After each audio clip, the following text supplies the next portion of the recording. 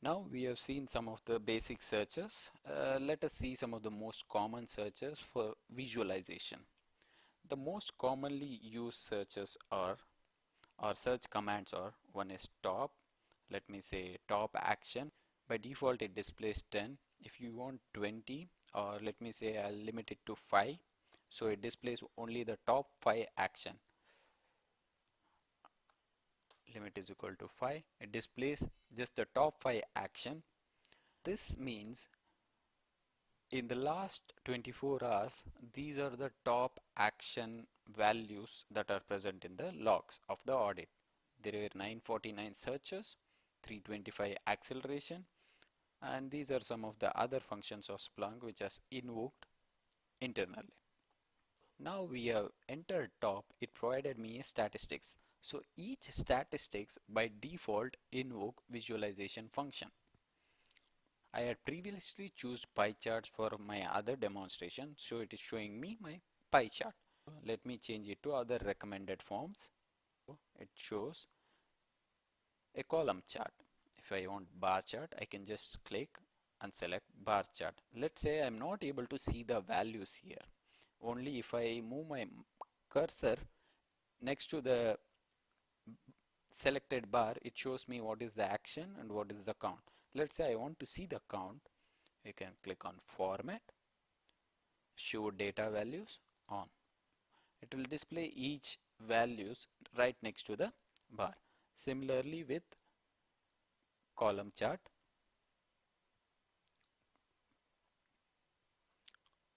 and pie chart.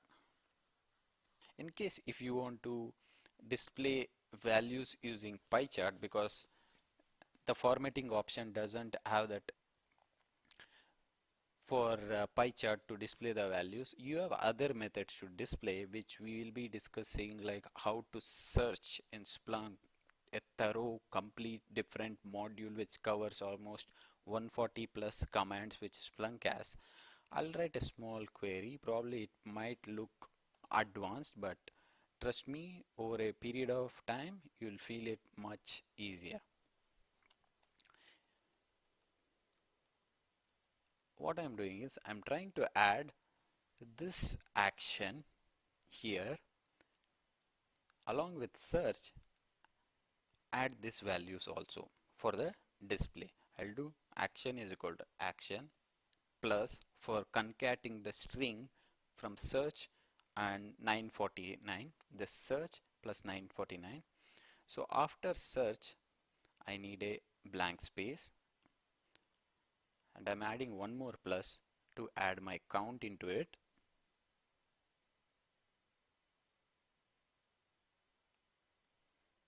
So as you can see, it says search 981. If you want to still make it look good, you can add some text saying count is or count colon, which makes it presentable. Search count is 989. There are many ways you can play around with Splunk. We'll go through them one by one throughout the course, so that once you finish this course you should be able to take Splunk power user, Splunk user, and Splunk admin, probably Splunk architect also, because we will be building our own Amazon AWS enterprise level multi-site clustering environment in the cloud. After this, probably you will have one complete experience of going through the real scenario of implementing a Splunk. Now let's come back to our search query. See, I've added a braces for better presentation, and I can see search count is 1000. If I go to visualization, I can see right next to my pie charts now.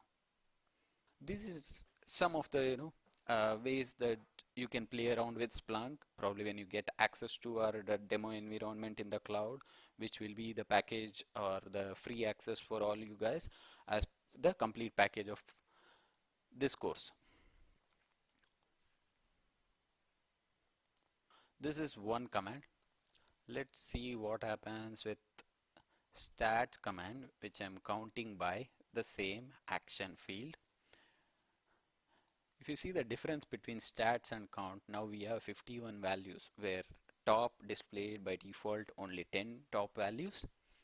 whereas stat displays everything. So you can sort them by count, or you have a sort command for doing that. You can sort by count, which sorts at ascending or descending values.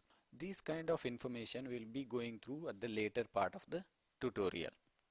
One more probably quick command would be rare, because we have already seen top. Let's see rare.